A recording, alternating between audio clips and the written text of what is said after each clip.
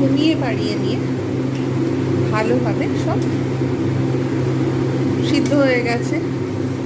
এইবার আমি এর মধ্যে পরিমাণ মতো লবণ দেব।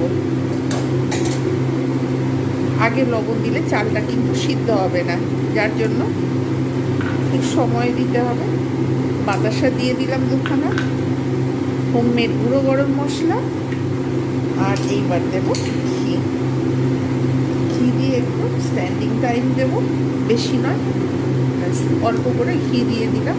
এবার ভালো করে নাড়িয়ে নিয়ে তারপর সার্ভ করে দেখাবো কীরকম হয়েছে আজকের রেসিপি।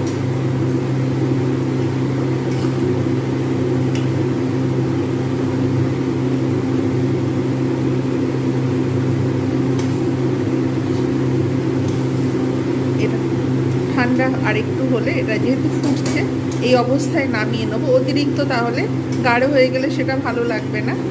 এইরকম থিকনেসটা আর একটু তখন বেড়ে যাবে, তখন ভালো লাগবে। এইবার সার্ভ করে দেখাবো। আপনারা অবশ্যই বাড়িতে এইভাবে বানিয়ে ফেলুন। শীতের বিভিন্ন রকম সবজি দিয়ে নিরামিষ ভোগের খিচুড়ি কেমন হয়েছে জানাতে ভুলবেন না। ভালো লাগলে লাইক, কমেন্ট, শেয়ার এবং সাবস্ক্রাইব করতে ভুলবেন না।